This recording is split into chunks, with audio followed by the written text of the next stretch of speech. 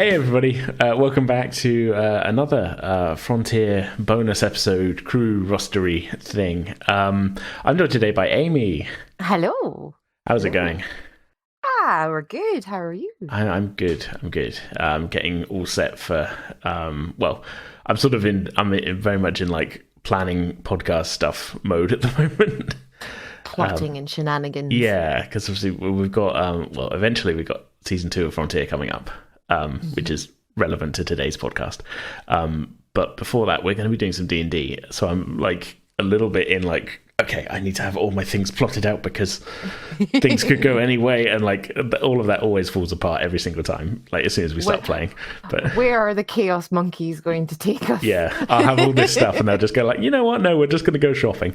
And like, we're going to focus on this NPC that you just roped in at the last minute. What's this guy's deal? Like, yeah, what's his backstory? Yeah, so I'm kind of in that sort of mode, which is good because it sort of ties into what we're doing as well today if I'm having to sort of plan out some stuff. So listeners who've heard the other Frontier Crew roster episodes will know that we today we're going to be adding some new crew members and adding some details maybe to existing crew members on our Star Trek Adventure ship, the USS Tenzing. We've sort of been using like each player's character as like a sort of jumping off point. So we've done ones based on Johnny with Eden, with Ray with Mark, and Irila with Dragon. So today I feel like we can add some Murphy connections in. Yes. Yeah. Because she is a hothead as well. She is a hothead, so she will probably attract an equally hot-headed minded. Just like debate club, adrenaline junkie, debate club, ethics, all those kind of types. I definitely that's quite interesting. I don't know if I obviously head of security, but I don't think I really thought of adrenaline junkie stuff. Well, yeah, I mean they always have to have some sort of like outlet. I do imagine that because she is head of security, she was brought up in that war torn between the Cardassians and the Federation and that that she has got that like Bajoran rebellious spirit to her, so fighting and defending people is kind of her thing. So I would imagine she has a class that she does self-defense with, kind of like the Worf vibe, but also reading up on her history with her own family and stuff and her Bajoran side. I'd imagine that she'd like, because of that rebellious spirit, be all attracted to like the ones that are a bit mavericky. So I kind of have the idea that one of her friends is probably an ex-Mickey, one of the Mickey that maybe survived during that whole bit, and during the Dominion War joined the Federation as part of that. I kind of had the idea of maybe like a navigation officer or a pilot. Okay, yeah, that makes sense. Yeah, and obviously with that whole like the Badlands and stuff, so I was kind of like that would make more sense. And they're a bit maybe like kind of a Tom Paris kind of vibe. Yeah, a bit mischievous, but overall will do the right thing. But at the same time, has probably got a few things against her record. Bit of a troublemaker. Yeah, I mean, this kind of timeline-wise, I think, you know what I'm like for going like, well, how would that fit in? Like that sort of would make sense if they, as a navigation officer or something, because we could put them just as like an ensign, like so that like Murphy had known them for a lot, like so they're like an older ensign, but they still haven't really been in Starfleet that long. Yeah, definitely. Because maybe they grew up on the planet, like they were like a childhood friend or something. Yeah, because she didn't. It was about like she was about 7, 8, I think, when all this went down. On the planet, I think. Because we've sort of I think we're playing a little bit of leeway with timelines because we haven't actually set time. Well, I've been trying over the last 2 years, I think, to sort of nail it down a little bit. We're a little bit fluid. Well, I've got like I've got my spreadsheet in front of me, and I've got for Murphy, I've got graduated Starfleet Academy 2371, which is like before, just before the start, or like around about the start of the Demon War. I'm in D&D mode. The Dominion War. Demon War is in my own D&D setting. I've been Demon writing War too many. is an episode that we also did. Yeah. So, but like we know Murphy got moved to Earth at some point before that. Yes. So perhaps it was someone who she knew before she was moved to live with her grandparents. Because it would definitely take some time for her to get back to Earth from that region of space, so that's completely possible. Well, it would be sort of, so the kind of the timeline would be like if we never again didn't really set in stone when Murphy moved to live with her grandparents, did we? No, I think it was like a vague, like she was about 7 or 8 when the attack happened on the planet. Yeah, which wouldn't be the Dominion War. That would be like the Cardassian. The Cardassian. All kicking off. So maybe it was like, did she immediately get moved to Earth around about that age? Because I guess in my head I've been kind of picturing older, but we never really sort of... I'd imagine it would take some time. It would take a lot of time for her like be processed through as like a refugee. I'd imagine she'd probably have to stay with some, unless her grandparents actually came out to collect her, depending on how old she was. Because I guess in my head I thought, I've been kind of picturing it as, obviously, this is it's an opportunity to sort of kind of put some details in about that storyline, I guess. In my head, I've been kind of thinking it didn't take too long to send her to Earth because, transport being what it was, but then, like, it'd be super quick, it would be like a 2-week journey these days. But obviously, the colony's not there anymore. But at the time, obviously, there's conflict and stuff going on, and then, if she's just been put onto a refugee ship, that's not going straight to Earth or whatever. No, I would imagine it would be going to like a command center, like behind the main lines, and then they would be like sorted out, identified, and then put on the next ship back to. Yeah, but it's. Still I'd imagine they'd probably do it in stages. Like there would be like waypoints on the way. Like maybe they would have to change ship halfway. It could be that they were in the same group traveling back to Earth. Yeah, that's a possibility. Yeah, well, and then as they got older, Murphy sort of went into Starfleet like pretty much as soon as she could, and this person went back to join the Maquis because that obviously the Maquis really didn't rise up till after the treaty. Yeah, sort of thing. So, like, that's the split point of, like, Murphy at, 18 or whatever, went into Starfleet Academy. Yeah, she would have followed. Yeah, this person went in to, no, I'm going to go back and see I'm going to go back and cause trouble. Because I'm not sure, I never picked which planet it was, because I know some of the planets, because of the treaty between Cardassians and the Federation, some of the planets obviously remained in Federation control and other planets didn't remain in Federation control. Yeah. So it might be that they found out that their planet is now part of Cardassian space, and they're like, no. I mean, we don't even need to it doesn't have to be like a previously named planet at all, because I mean it's a whole area of space. It's just it's fought over constantly. Yeah, so I mean, there could be any number of colonies in that area that so we it's not. I mean, it probably actually would be helpful if we had a name for it, just in case Murphy has to reference it at some point. But I mean, that's not really what we're here to do today, I guess. But yeah. No, I like that. So I'm going to add this to my Murphy column as well. Of well, it's helpful to me because then I can just be like, okay, so at the very least, just keeping timelines straight in my head. Oh yeah, no, definitely for me. I'm not very the dates always mix me up in Star Trek. They always catch me out. I don't know why, but I think it's probably because my dyslexic brain just goes math. No, so I try to keep it as vague as possible with dates. I'm like, we can fix it in post. It's fine. So, okay, well, talking of timelines, so I've got in my spreadsheet Murphy graduated Starfleet Academy in 2371, which I can't remember how we landed on that, but I think that might have just been because we'd said how old Murphy was at one point. I think so, yeah. And I kind of backtracked from that and put it at 2371, which is the same year Voyager launched, left Deep Space Nine and got spirited away. Yeah. So this is all before the Dominion War. Mm-hmm. Because she did have in the first Star Trek adventure we did. She had the fight with a Cardassian and missed out on her promotion. Can't remember what date that was. Well, I don't think we put a date on that, really. We just sort of had that be like, she would have been promoted already, but that sort of set her back a little bit. I haven't got it written down anywhere. Somewhere I remember saying, like, okay, you would like just about to graduate when the Jem'Hadar blew up the Odyssey or something and started the Dominion War.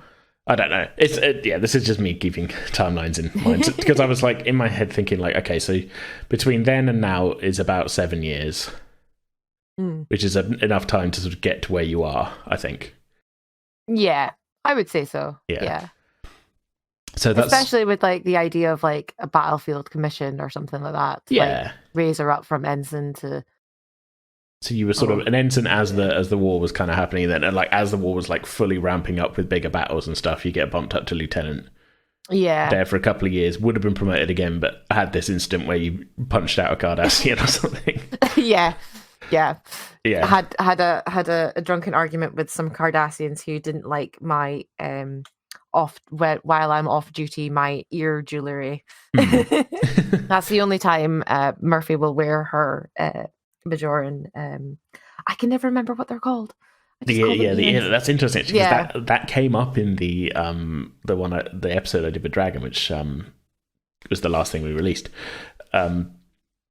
Because we were sort of talking about like what's Starfleet's kind of, well, it started as like tattoo policy and that, and then jewelry got mentioned, and I said, Bajorans have the ear thing, but I couldn't remember whether you had said you'd had it, wore yours or not. Yeah, then... because as far as I'm aware, it's not permitted as part of the uniform, as far as I'm aware, but I might be wrong now.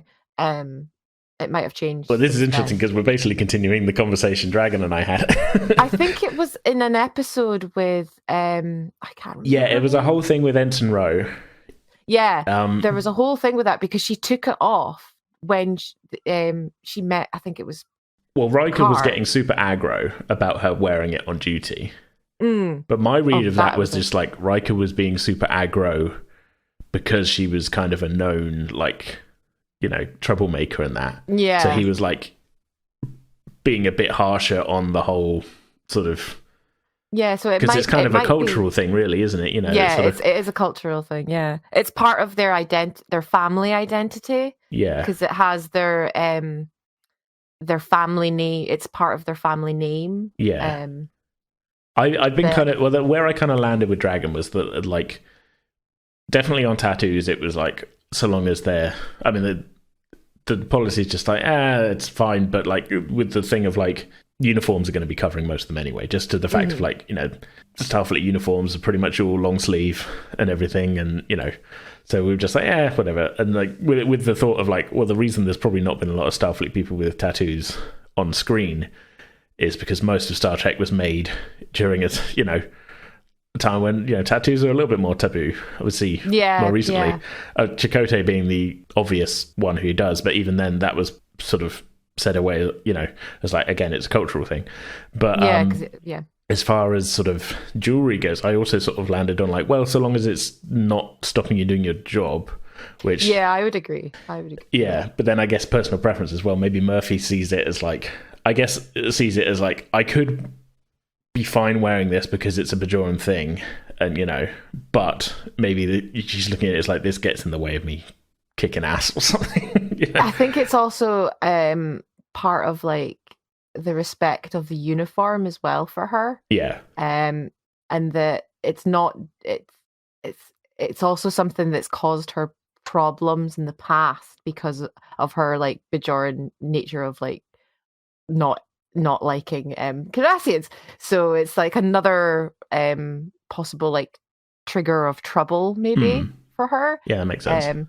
Or it might be something that she's dealing with anyway because she's not 100% sure, and it's better for her to just distinguish between being on duty and off duty. Whereas off duty she's not a representative of like the Federation. She can be her full self and enjoy being just off duty and not as a citizen. She can enjoy life as a citizen, whereas on duty she has to represent Federation, its principles, its mantra kind of thing. So this is like a personal thing of like personal choice of like, Murphy has decided when I'm on duty it's uniform and only the uniform kind of thing. Yeah, that's interesting, because I feel like another Bajoran officer could say and be fully allowed at this point to say, "Oh no, I have to wear my thing." Yeah, but this is Murphy's choice, is to be like, "No, I'm on duty. I'm only wearing the Starfleet uniform." Yeah, because she's half Bajoran. She's not fully Bajoran, and she was primarily raised, well, from I would say probably 8 or 9. Depending on the timeline. She was raised on Earth. Yeah, we keep it fuzzy.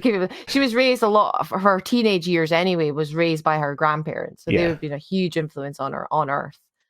So that side of her is more explored than I would say her Bajoran side. So in her free time, she would probably explore it a lot more. But yeah. How did we get here? We were talking about we were talking about her Maverick McKee friend. Yes. Okay. So long way around. So this is somebody who. Okay. Maybe then. So maybe this is somebody who she kept in touch with. Somebody she knew as a child before the attacks. They were put on the same refugee transport and both made it to Earth.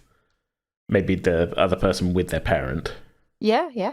Their parent sort of died maybe when you were both teenagers, and that was the sort of inciting incident for them to be like, I'm going to go back and see what I can reclaim, maybe, or something. Whereas for you, you'd sort of maybe settled a bit more with your grandparents and had seen Starfleet as the way to get. So that's the split point sort of thing. Yeah. I would say that that definitely their parent dying after the attacks and stuff would definitely be a good trigger for them to like take the opposite path from Murphy. I'm talking like a couple of years later, like so where they're at the point where maybe you'd have been talking about, I'm thinking about joining Starfleet or whatever, and their parent dies and they get this feeling of like, well, there's not really a lot for me here on Earth. I'm going to go back and see what's there.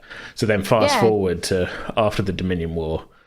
There's really not a lot left of the Maquis, but they've managed to somehow pull through. And there's maybe, again, I don't think this is spelled out anywhere, but maybe there's like something of an amnesty or whatever. I'd imagine so. I'd imagine that if it could be that instead of them actually, they could have maybe been kicked out of the academy for their behavior. Oh, so maybe they joined at the same time as you. Didn't last very long. Didn't last. Maybe during that time the parent died. Oh, that makes sense. And that could have been the triggering factor for them to like just take off. Yeah, they didn't graduate originally. After the war, they came back and sort of re-enrolled, and we're at the point now where they graduated maybe only like a year and a half, 2 years ago. So they've been basically the class before Johnny, but they're the same age as Murphy. Yeah. Sort of thing. Yeah. But I had the idea, because of the whole McKee thing and the pilot, the idea of the Badlands and the pilot kind of just gives me that idea for them being a navigator. And I'm all for adding more pilots, because we've got Sauce, who's basically my go-to. We've got Kataran, who's Mark's West Country Cation. I got a flight controller, which was Mark's alternate when he had two choices when he was going to go. He was either going to go with this guy or he was going to go with Ray when we were deciding on main character back in the day, who we haven't really met. But he's more just like the flight controller / pilot. Got him written down. He's a Vulcan.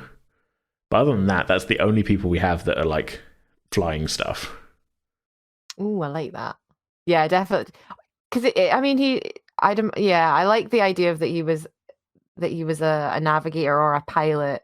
And navigator works. I would like to have like somebody else to put on the bridge, I think. Yeah, definitely.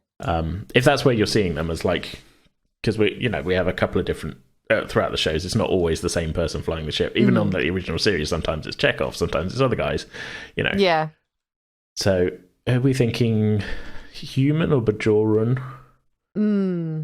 I would probably say human, given it's a Federation colony. Yeah. Age-wise, I put the same. I've got Murphy down as 31. I think she's probably older than that. That's going to throw out my timelines a little bit if we change it. Because that, I think we calculated from... That's taken me a long time to get to that number. I think from various... I'm so sorry. No, it's fine. No, but it's fine. I don't mind. She can be... whatever works. Whatever. I'd rather keep it in with okay, what look at this established. way. We're in 2378 at the moment. Mm-hmm. If we had it as she graduated 2371, that takes it down to about she was 24 when she graduated, sort of thing. Mm-hmm.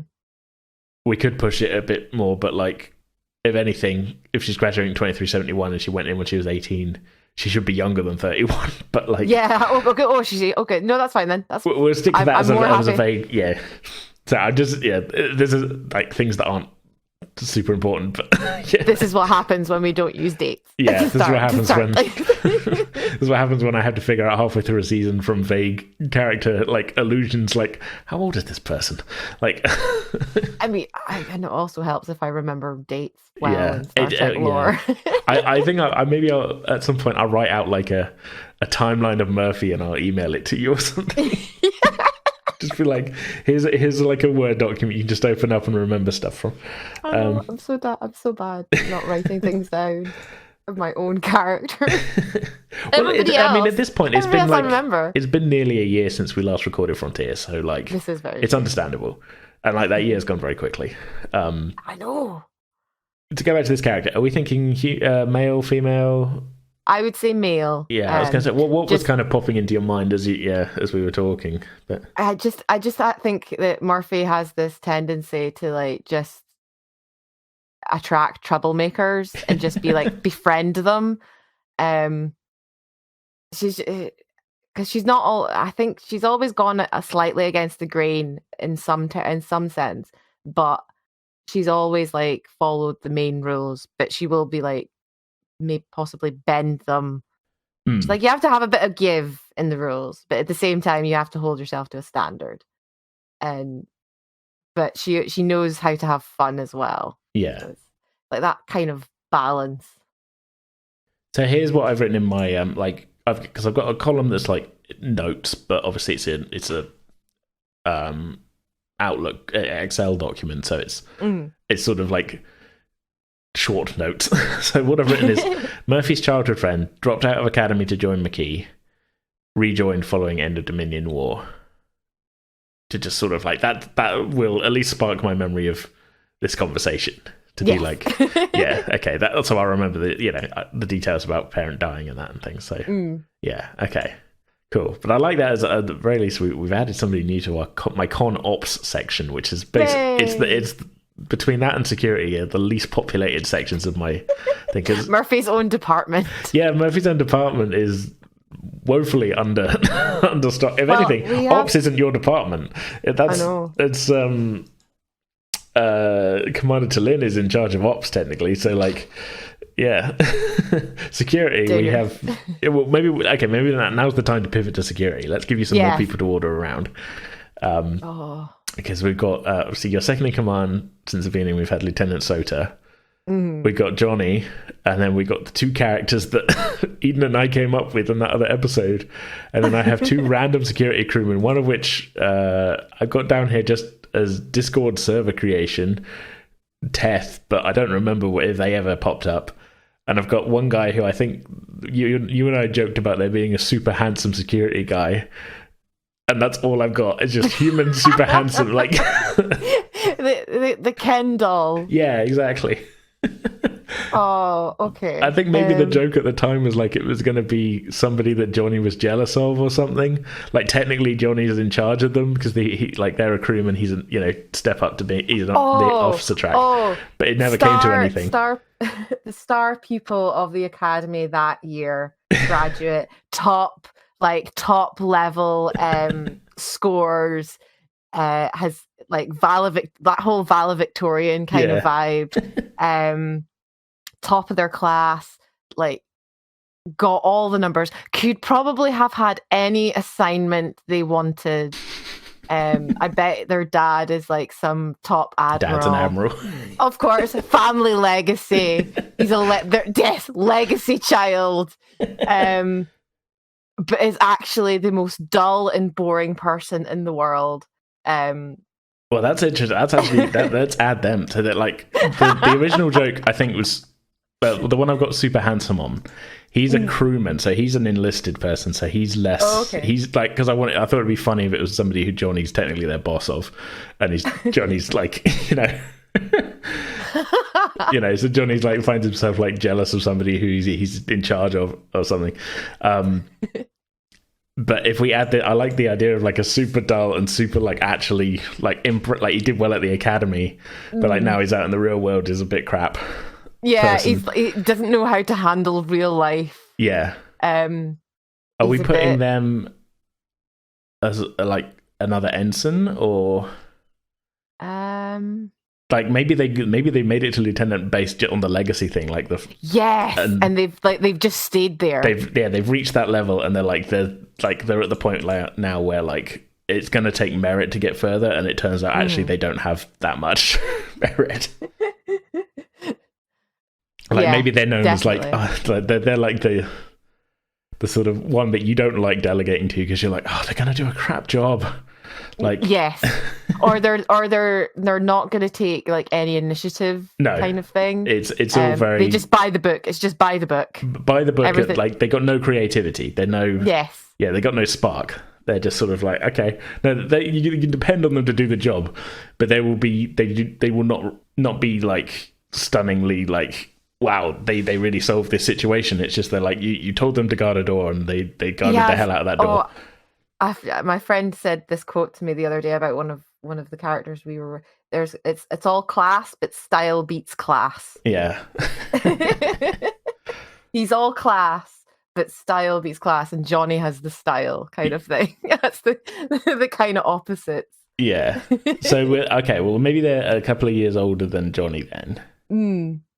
That kind of works. Yeah, and they've made it to lieutenant fairly quickly. But like the last couple of like reviews, it's sort of like slowly been dawning on you and others that like no, this is probably their level kind of thing. They've kind of gone stagnant in their career development kind of thing. But maybe the captain is getting increasing like messages from the admiral of like, so reviews are coming up, how is my son doing, sort of thing, so maybe the captain's sort of breathing down your neck about like, look, I've had another message from Admiral let's think of an Admiral Sparrow.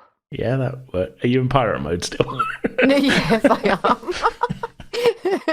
For our listeners, I have been writing a lot of characters for pirate things at the moment, so I'm in the right vein, just in the wrong era.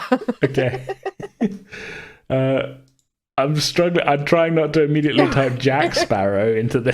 You can change it. I'm sorry. No. Sparrow's good. William. There you go. William Sparrow. Okay. Good old Bill Sparrow. Billy. Maybe he goes by Billy. Yeah. Yeah, because then you can be like, "Hi, Billy. Thanks for coming." I could see Murphy just being like, "Sir, I will gladly send the Admiral my reports and my marking criteria for his review if you want." I can just see her being like, I can offer him the data if you want me to. Like he's a proper like fail son. Like maybe he wouldn't have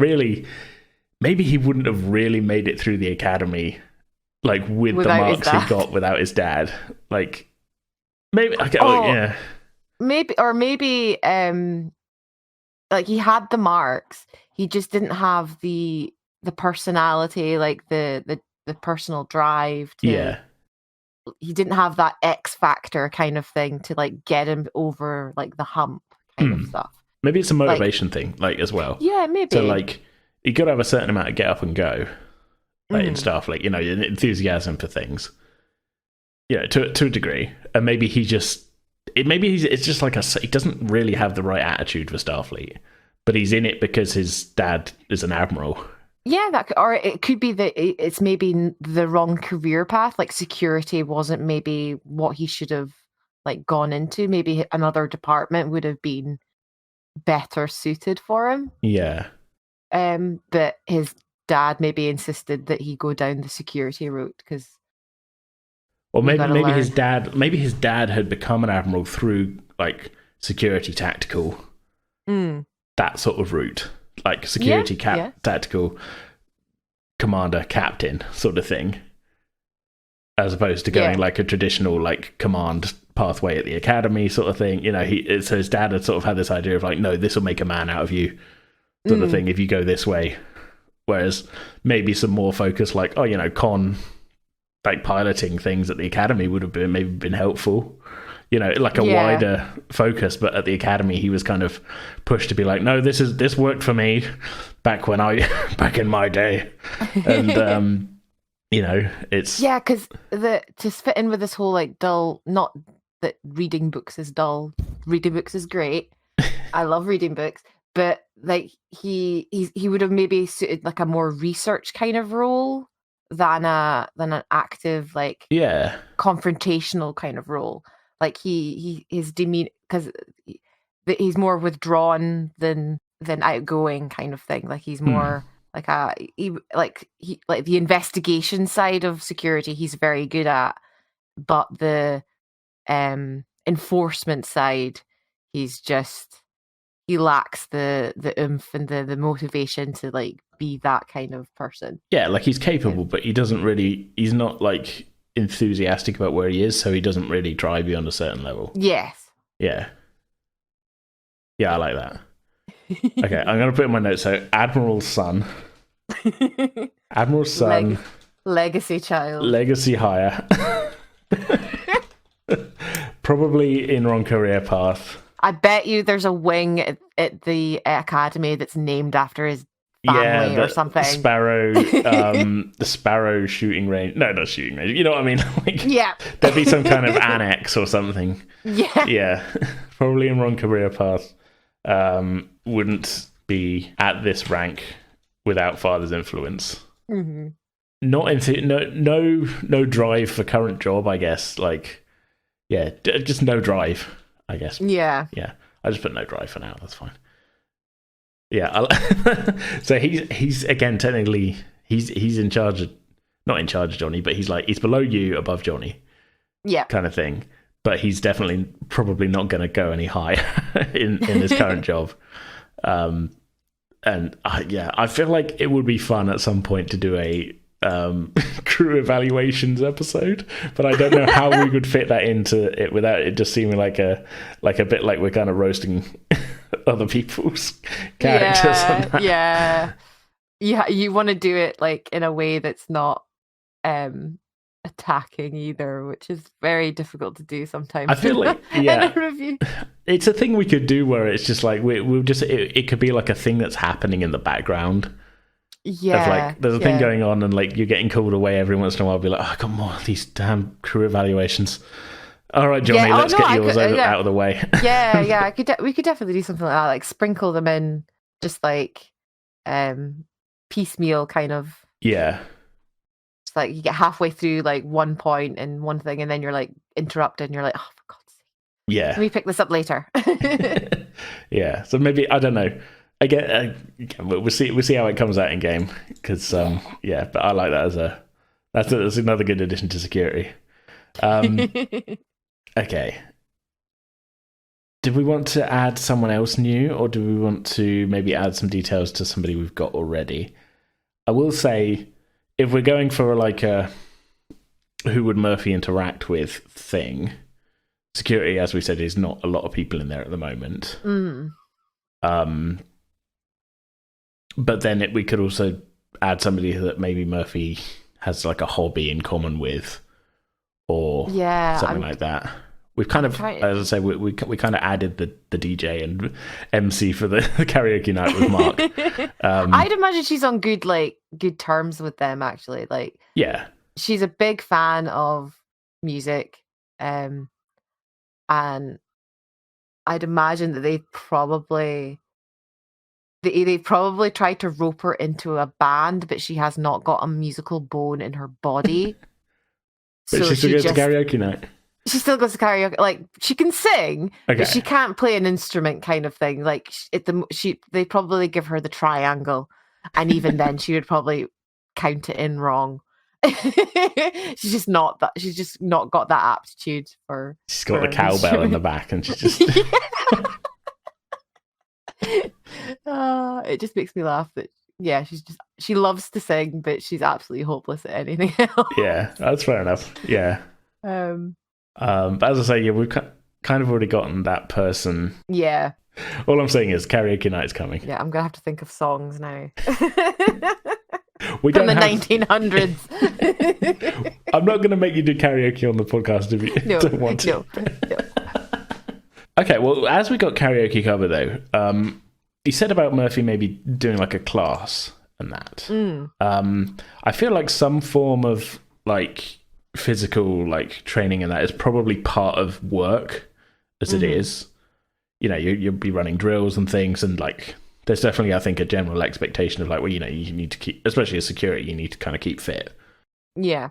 But I guess as head of security, that's kind of up to you. Like, how much of this do you want to build into the regular work day? How much of this do you want to be like, you know, no, this isn't on your own time kind of thing? Yeah. I feel like phaser drills and things would be part of the work day, but maybe like keeping fit would be no, this is just an expectation. You need to be sort of doing this on your own time kind of thing. Yeah, I kind of feel that she would probably do like what Worf did, as like a self-defense kind of like meditative kind of like kind of thing with I kind of feel that it would be also like an exploration of her own like spirituality in the sense, because of the way that Bajorans have that connection with the prophets. There we go. So I imagine that kind of thing. So I probably would see her maybe having a social network with any Bajorans on the ship, and having that as part of her own like.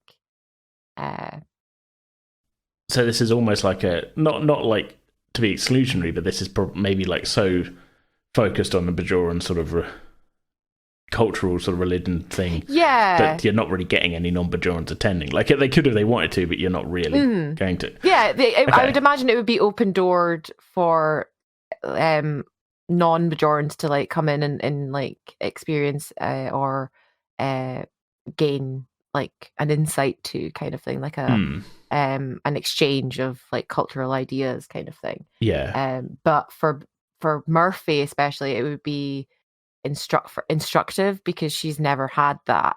So for her it's more of like a personal like avenue, but she's quite happy to help others who aren't familiar with it to like to understand or experience it, because it kind of reinforces her understanding of it.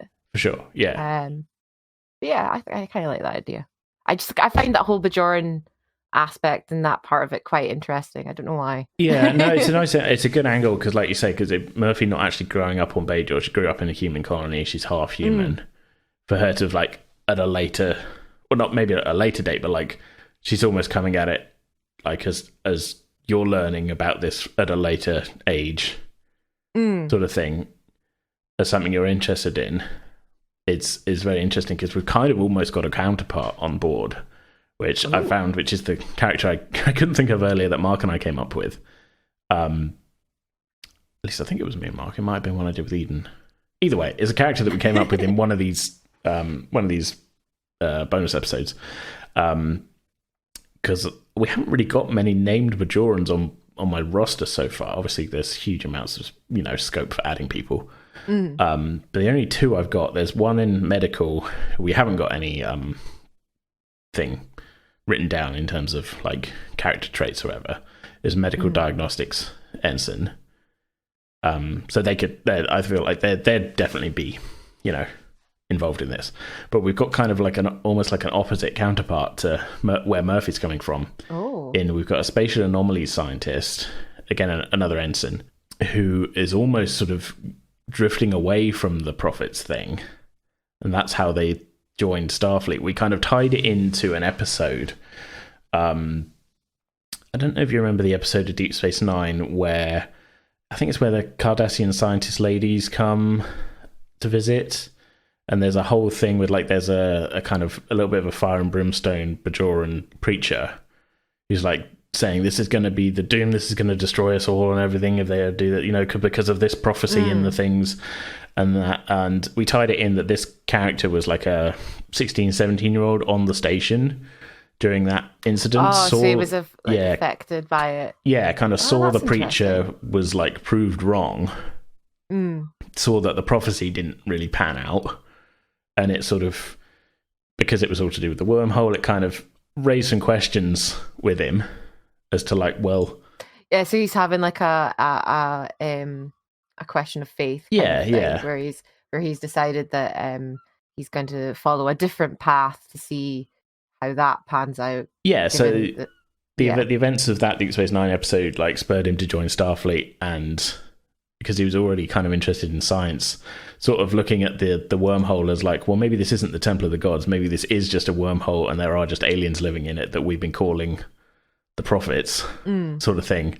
So now he's become a spatial anomalies scientist, and like, so he's sort of the opposite, like he's drifted away from Bajoran religion. He's kind of given up faith for the proving of science, and whereas Murphy is kind of she's grown up with the science and like bits of like the spirituality, and now she's kind of wanting to have a bit of balance of the boat, like a little mesh of the boat, sort of kind of thing. Grown up in more of like a federation, more of a, well, not classical federation setting, but like on Earth at least. And then you're sort of she's coming back to it at a later. Yeah, she has a more open-mindedness and willingness to accept a different kind of viewpoint, kind of or understanding of something, whereas they have experienced one viewpoint and understanding of something, and when it's come into question, they're switching. Well, yeah, it's more like they grew up fully in the Bajoran religion sort of thing, and then saw something like I say, a respected preacher, of faith, a respected preacher saying one thing and quoting known scripture, and it immediately almost being proved wrong. You know, I mean, that's going to shake anybody, really, isn't it? Oh yeah, you know. Yeah. Especially if you're fervently brought up and immersed yourself into that belief system. Yeah, definitely. Exactly. So we sort of said it like that was what spurred him to pretty much like, you know, I think we'd sort of said he was kind of just about come of age at that point. So he pretty much immediately got on a transport and was like, I'm going to go see about joining Starfleet. Yeah, I could see her, Murphy and him having some like good, interesting conversations where if she has like a question about something, she could probably ask him, and he would be like, but this can be explained by it's all bullshit, process. Commander. Yeah, I'm gonna. But Murphy's like, yeah, I know you think it's that, but I'm more. It's more like she's not gonna get a waffled answer. She's gonna get more of a clean cut answer from him. Well, the thing about it though is that it is kind of, but you can sort of almost have it both ways, which I think is how they sort of deal with it, because like, I think they no longer think they're gods. Yes. But they very much know that they do exist, and they do have temporal powers, and they have and they know that they have affected, you know, they're not questioning that the prophets exist and that's where they are, and that they have had a great effect on the Bajoran, you know. They're questioning the deity aspect of it. Yeah, but then at that point it's like, well, what is just a sort of, it's an issue of like semantics almost, because it's like, well, no, they have been there, and they have had these great powers, and they have had, you know, they have pretty done much things for you. They have done all the things that they have said. In the prophets they have done. They're just they're just probably not hearing your prayers. That's all. You know, they're not. There's not a dial 999 for exactly. for prophet. Like, so at that point, it's just kind of like it's more of like a question of like, well, do we look at them as like, these are beings that are there, or do we look at them as these are beings that are there and we're going to worship them? Yeah, that's kind of like the split point. So it's not so much like an atheism versus religion thing. It's because those things are you know, the prophets are demonstratively there. It's more of like a question of like, do I worship them or not, kind of thing. I mean, and the worship comes with all the kind of cultural sort of thing of the temple stuff and like the stuff that Murphy's looking to get into. That sounds like you're like, I might look into a spin class. Yeah, it's because the Bajoran culture is so intertwined with the worship of the prophets. It's not something that you can't like get away from when you're trying to explore that part of your culture. So it's like she's willing to suspend belief to a point, but I think. But she has nothing to take reference from except from her own experience, and she's not had that much experience with it. So it's like, because I'd imagine even if there was some kind of like Bajoran temple on the planet where you were born, you were on a refugee ship by 7 or 8. Yeah. So there probably wasn't one on Earth, Yeah. The only instruction she would have had is from her mother. And even then, I don't imagine that would have been like you would only glean so much as a child if it wasn't like if you didn't have that wider community around you.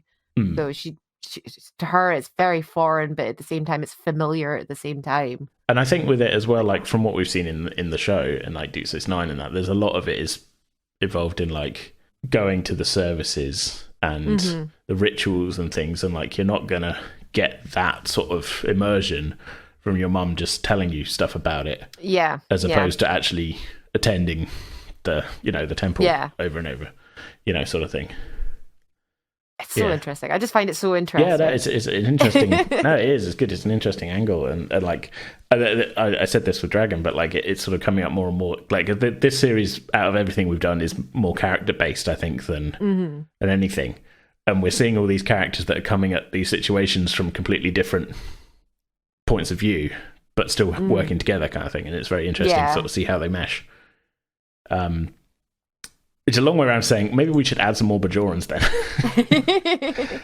I think the one before we add someone new, the one in medical, I'm just going to add a note saying attends Bajoran Club. I don't know what we call it.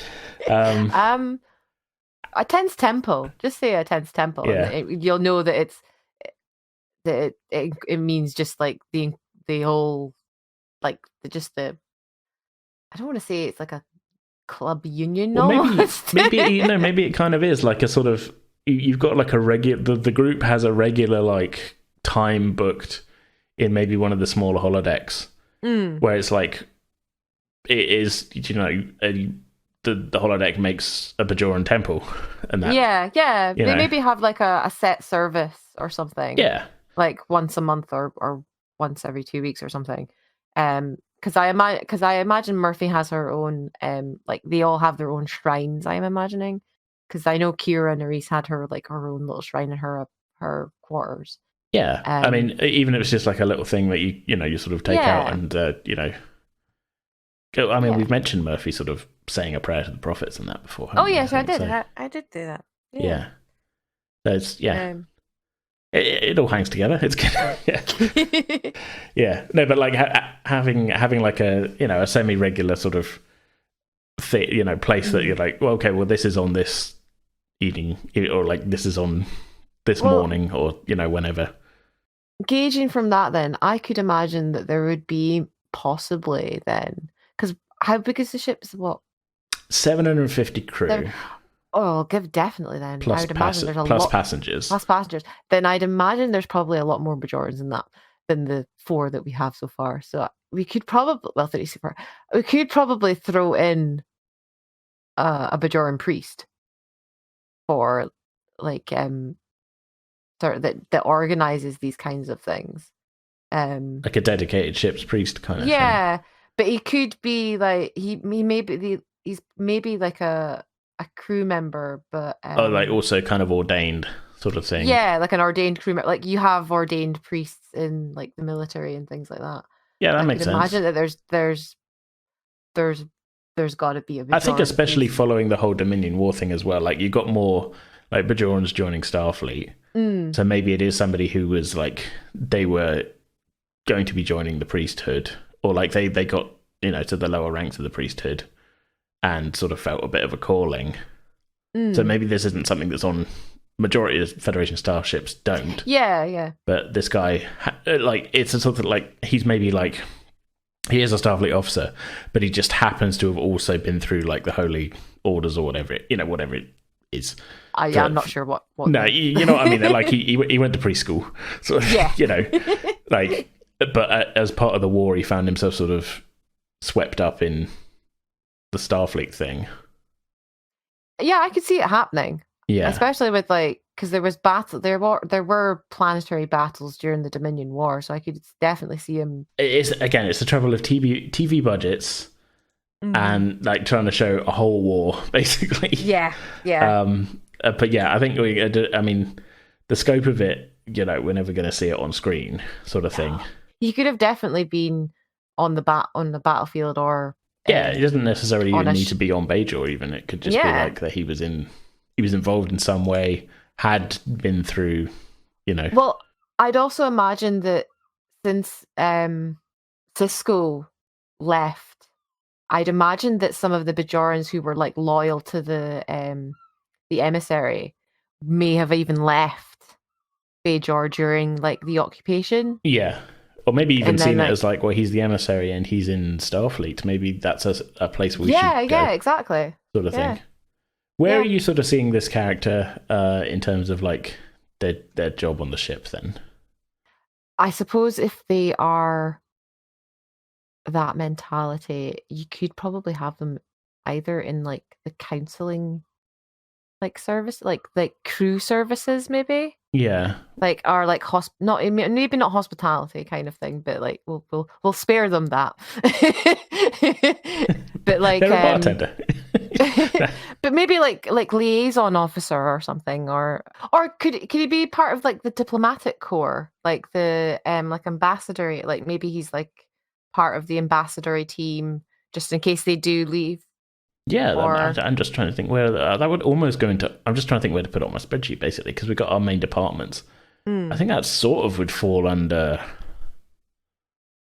I don't know, actually, because like if they're a Starfleet officer and not just like a passenger, unless they are just like a traveling diplomat who is just like a civilian, like a long-term, like kind of a long-term passenger, like they're not just because I feel like that's that's a thing we got like. Because we've got civilians who live on board who've clearly got their own cabins and stuff. I always say with Dragon, it's like, well, I've had the barber character set up for ages, but none of you wanted a haircut. Like her response is that, well, her character doesn't have any hair, so like yeah.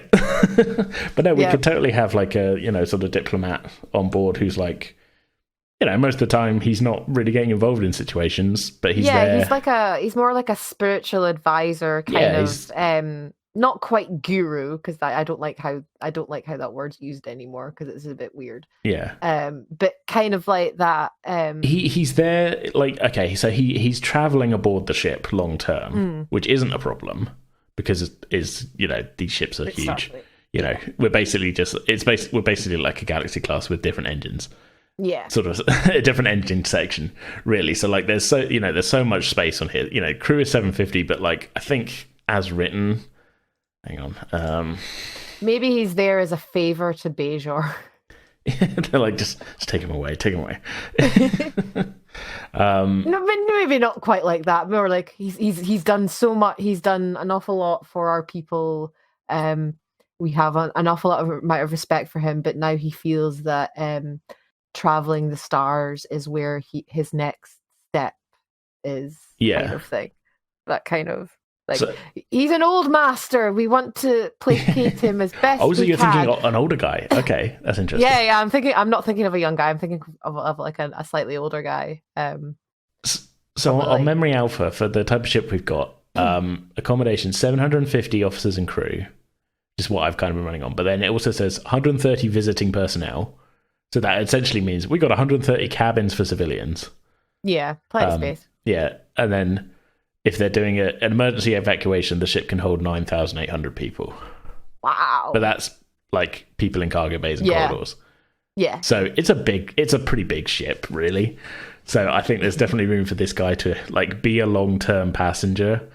Like, he's got his own cabin, really, and like, at the end of the day, like, there's plenty of people shown, even in the shows, that are like, yeah, I just, I'm traveling the galaxy, I'm just on board, especially, and so many TNG episodes was just like, we're also playing host to these people. There's all these random people that I'd imagine they'd pick up passengers that are, because the Federation doesn't charge money either, so an awful lot of people would be like, yeah, free transport, yes, no latinum, great. It's totally great. That's it. Like I would imagine like he's maybe come on board with a thing of like, I want to see more of the galaxy, and this is a great way to do it. And while I'm here, I can. Oh, there's some Bajorans who would like me to run services. Yes, I can do that. Yeah, definitely.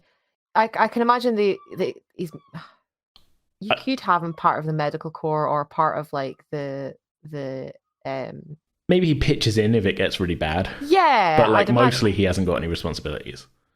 I'm kind of leaning actually more like that. That I think if we're having him be an older guy, like. Post Dominion War, post Cisco going off, he has decided I'm gonna travel. I'm gonna he's gonna offer advice to the younger generation, but experience things that he's never been able to experience before, and like just sit back and kind of like Odin, just like sit back and enjoy watching the ocean kind of thing. Yeah, except what he's doing is he's just traveling aboard a starship and seeing new stuff, and. He'll offer advice if anybody asks him for it, and he's not locking himself away or anything. He's available, and he's he's free. like a spiritual teacher. I'm going to put him as traveling priest. Yes. Yeah. The traveling priest. Yeah.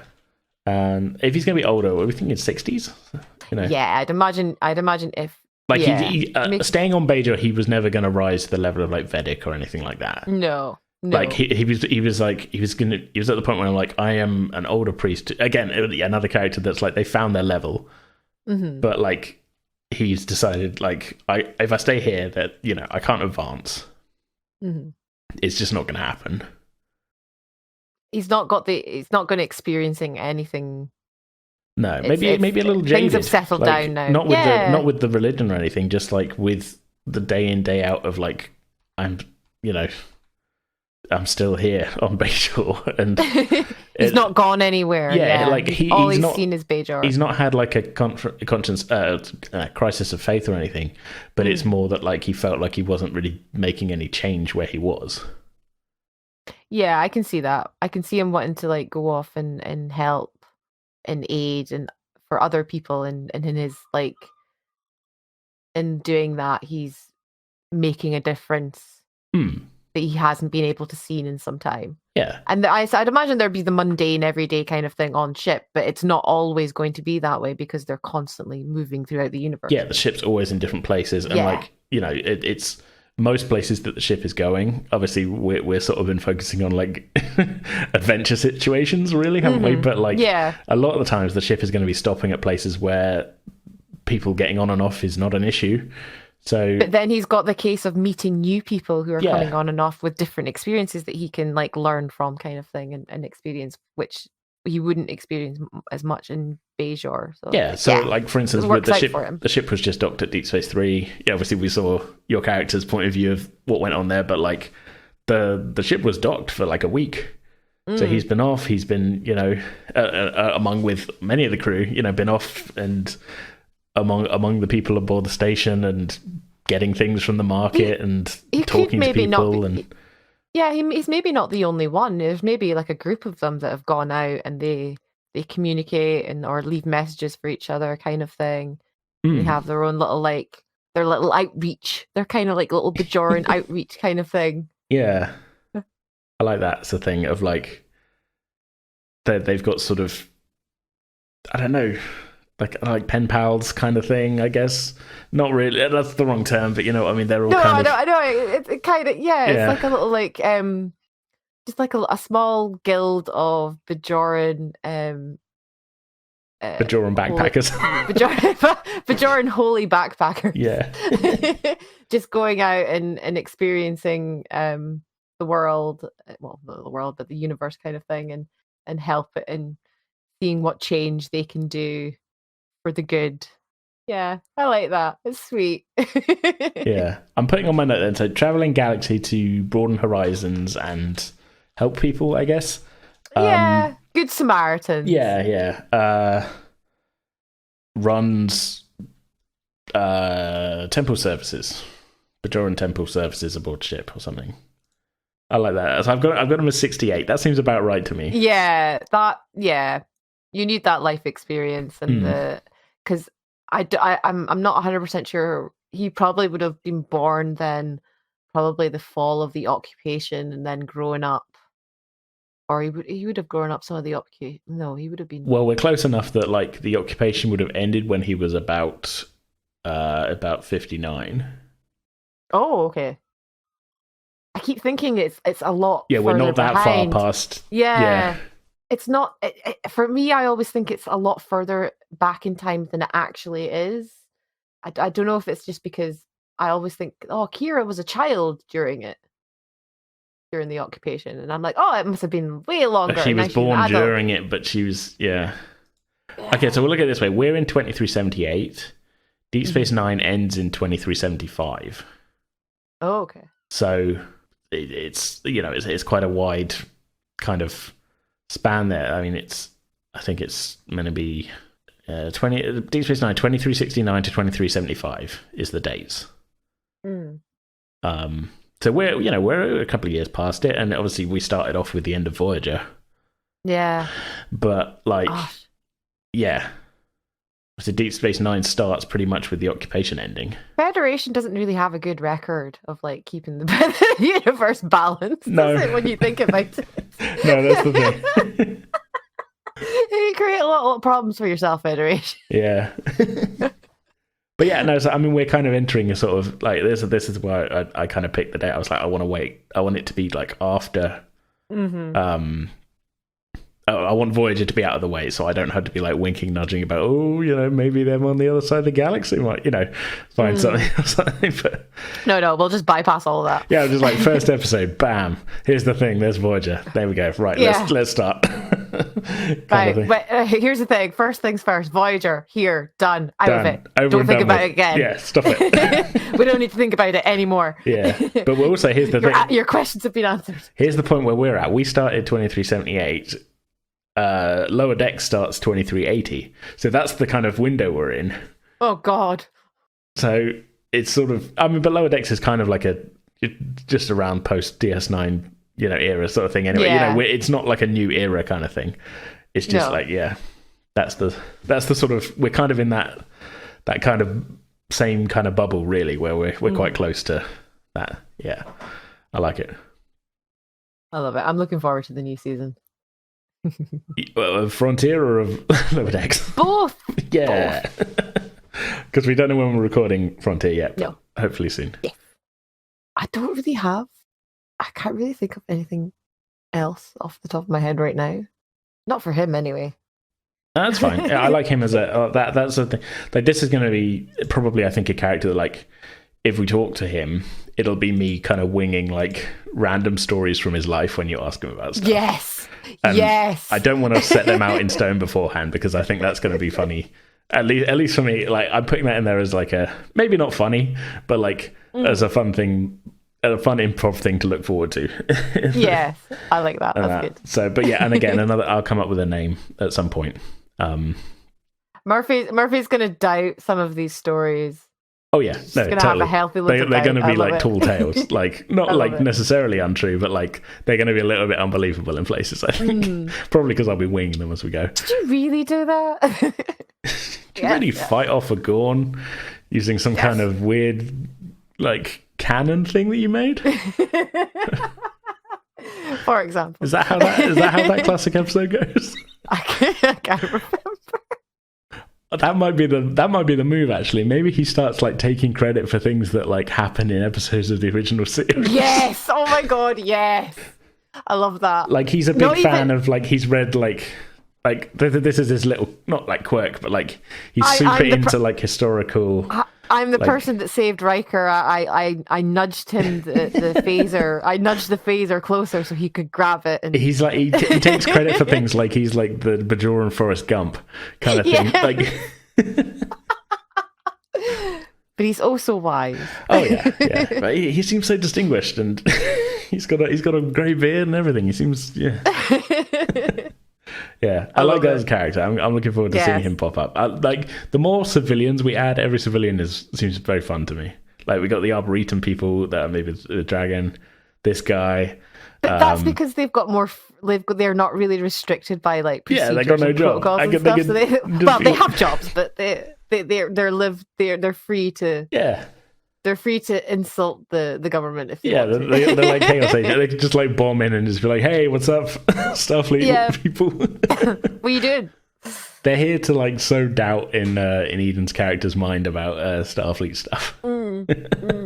Yeah, they're having a negotiation with some other ship, and he just comes out of the the turbo lift going, "I am jacked." Well, we have got the Trill ambassador on board now, the Lady Rahl. God. I don't know if I said this before. I have to do like the voice I did because I re-recorded her voice, and I have to like a weird thing when I'm doing the voice. I have to do like a weird kind of twisty thing with my hand to kind of with the rhythm of it. It helps you. It's a way of getting you into the character and like helping you like animate them. Yeah, I don't know if you've seen Within Temptation perform live, but like yes. I kind of almost have to do like the weird kind of arm motions that like the singer does. Like I don't know why, like that helped that helped my mind get into like the weird rhythm, and it like the character doesn't sound anything like her or anything. There's no contact there. It just, for whatever reason, when I started kind of doing it when I was doing one of the takes on one of the lines, and I was like, okay, that kind of works. And then now I just find myself doing it. No, it's a natural way of it's definitely a thing that I've heard other like voice, like people who like do voices and things or voice act and stuff. Yeah, it's just a way of helping your brain get into the voice of the character. It's just like their mannerisms kind of thing. It's just I love that. I kind of do the similar thing for Ruth. I always hang my head low because Ruth he doesn't really make eye contact with anybody, and he's always like huffing to himself kind of thing. Well, it helps you sort of you're kind of getting into the character, even though it's an audio thing, aren't you? Yeah. It's just a way of your brain helping you like connect and like get into like the role play. I do the same when I'm writing and when I'm writing characters as well, or like doing their speech and stuff. I'll often stop and be like, right, how are they saying this? And then I'll like not like maybe just like shake my head in a certain way, or I'll like move the way that you move and stuff. Yeah, no, it just helps. I find it quite easy. It depends. Music sometimes helps as well. So I'll have like certain playlists for characters as well. That's a bit tough when I'm recording, but I don't know. I think that's the only character that I kind of did. That's the most out, sort of like overt thing. It's just But so anyway, long story short. So we'll see what that character has to say when we're off into the cluster, seeing who knows. Well, I know, but like seeing who knows what. But I'm very sus of her. I don't like Murphy is very sus. She's of her. got her own, and she wasn't even involved in talking to her or anything, which is really so I have to be nice to her. Murphy has to be nice to her, but me, I'm so sus. Yeah, because she's sort of like she's a civilian. She's like ambassador, but she's also like proper like Trill nobility. She's like an 11th generation symbiont. Yeah. I'm keeping it vague as to how that makes her nobility. Maybe like there's some like blurring of lines there, maybe between like whether it's the host family or the symbiont itself is hanging onto its cash when it dies. I don't know. But either way, like she's quite fancy. She's got a butler. It's all a little different. Oh, I love it. But it's a little bit of a Loaxana Troy thing going on there. Yes. But at least with Loaxana, you were always knew she was scheming. Yeah, she's just like, there she's just trying to get people laid. Yeah, pretty much. And her daughter married. Yeah. One of those two things, or herself married. You don't really know what the scheme is here with this. Yeah. Draw. Yeah. Yeah. No, I definitely picked that up. I was like. I wasn't really on purpose, to be honest. Nice. No. It was good. It's good though. I love it. It's great. Yeah. Well, anyway, I'm happy with what we've added today. If you're happy, I am. I think the only other thing that's jumped into my mind is I don't know why, but someone needs to have like, I don't know if it's maybe a character or if this is just something that's happened to a character, but they have ended up on the ship. They accidentally either sunk a ship or they committed something that greatly damaged a ship, and it was also their family member who ran the ship. Oh, okay. So they've been kicked off of... Yeah, they've been kicked off of their ship to our ship by their family member. Yeah, and have probably been given a very low ranking job. I'm not sure what it would be, but I will throw that out there because that's the last. I like that as an idea. Because, we can't all be in my head. We can't all be like, oh, we added this person, they were top of their class or whatever. I like the idea of having some people who are just a little bit shit. Yeah. Which I think we have. Maybe. Like, the guy we added in your department, like, he's not great at his job. No. Sort of thing. The fuck ups. Yeah. You guys won the ensign games kind of thing, but really, I think, there's got to be the opposite kind of level of competence on our ship. I don't know what else they could be, but definitely someone who either I sunk to me is just kind of like they didn't destroy it, but they really broke it. They really broke the ship somehow. And they've been kicked off their ship. Well, I've had this thing I've been kicking around for a little bit actually, of like, and again, it's not going to be a major plot point, but I had this thing of maybe Bond is getting put on rotation, to nacelle control for a week. Mm-hmm. So I thought, well, there's a left nacelle and a right nacelle, so maybe there's like a team for each one, so there's like left nacelle team and right nacelle team. To the point where I've got a character here that we added that the team leader for right nacelle is like a regular at karaoke night. I can't remember who I added that with. It might have been with Mark. So maybe this person is like got so messed things up that they've been kicked down to like permanent assignment to nacelle control.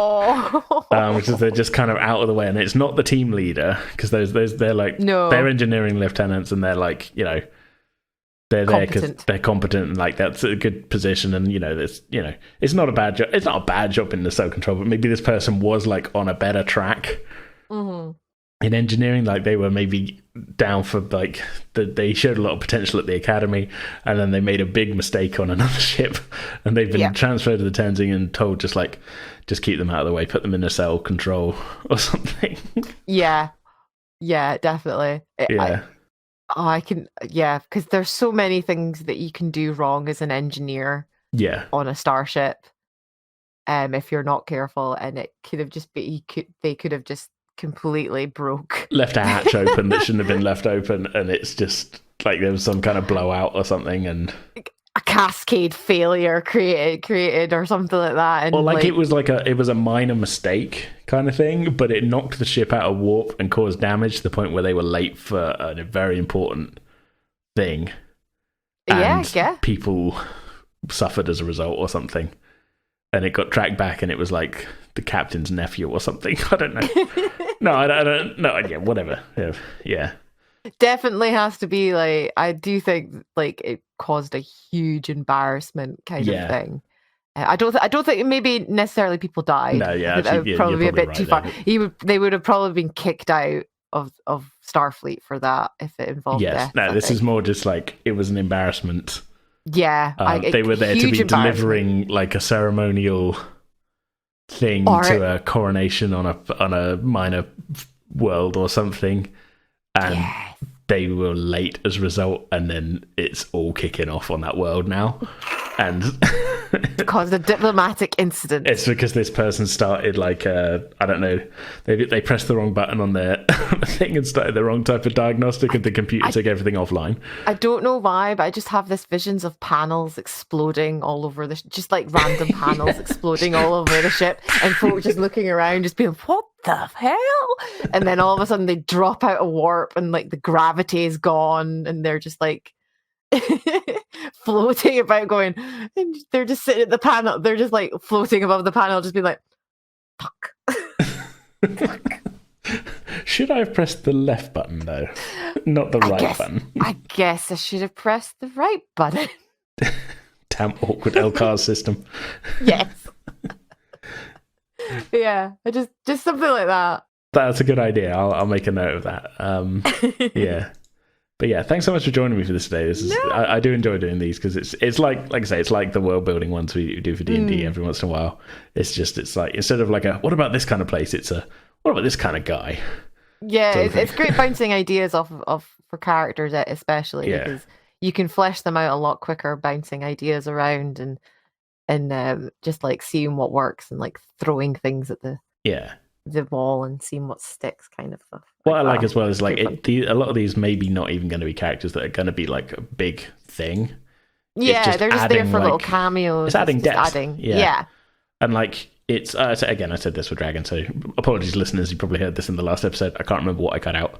But it's just sort of like added background texture that obviously on a TV, I keep saying TV budgets, but TV budget, like you're going to have a few extras maybe that are recurring, but mostly you're paying for your main actors and that's it. Whereas this, like we can add characters and we can have any number that we want. And like, you know, if it comes down to it, like you can just be like, who's here? And you can be like, this person's here. And it's not a fact of that. It's not costing us money to employ that actor again or whatever. It's just like, hey, this, you know, we know who's in this sort of area. We know what this person's into. We know, you know, what their deal is a little bit, not a lot, but like, you know, rather than me just going like, I guess there's a guy in there, I can be like, no, this particular character is here, you know. And also you can add more depth to them as the main character story is progressing, because you can add things in the background that, well, decisions that our characters will make affect the rest of the ship. So things that we do or consequences of things that we do might affect. Yeah, we might lose some of these characters. Yeah, we might use some of these characters again, or next time you see them, they might be slightly different. They might have gone through something, or because of the consequences of what our characters have done, maybe. And we know that's now a character that you guys have interacted with, and so now we've had some interaction and stuff, and it's fun. And maybe one day one of those will become a big bad, and we actually have to. You never know. The joys of having a whole season where it's just a never-ending battle between Johnny and that Klingon who hates him. Like, yeah. Or that we find out that the wandering priest is actually a wandering demon, and he's a wandering changeling. Yeah. Oh. I wouldn't do that. Look, I got my own plots. I'm not just gonna. Exactly. But that's the thing. You never know. But it's good resources to draw from and then expand on as our story progresses. Yeah. Great. It's fun. Cool. Well, I think that we will probably call today to a close then. This was a lot of fun. Yeah. I hope our listeners have had fun. Yeah. I'm not entirely sure if we're going to be back in our normal slot in 2 weeks' time, because next time, when we come back, when you next hear from us, I should say, we're going to be starting our new sort of, I would say season, but I guess it is going to be a season, because at this point, I don't know how many episodes it's going to be, but we're going to be playing some D&D, and this is, we're going to be doing this, and then after that, it's going to be Frontier Season 2. But yeah, it's all coming up soon. As I say, I don't know if it's going to be in 2 weeks' time that we start D&D. I've got a feeling it's going to be more. So just kind of watch this space. But we're not going to be taking the longest of breaks. But we'll be back. We'll be back soon with more games. But yeah, in the meantime, you can go to pretendingwithdice.com for all of our stuff. Which is just the easy way of saying it, because there's too much stuff on there now. So Discord, our Ko-Fi, our merch store. If you want to get yourself a Frontier t-shirt, there you go. Yeah, be the first one to buy one. You can get that if you buy a Frontier t-shirt and send me an email being like, AJ, I bought the first Frontier t-shirt, I will thank you profusely. I don't know what else we could do, but yeah. pretendingwithdice.com, and we'll see you all soon. Have a good one, everybody. Bye, guys. Bye.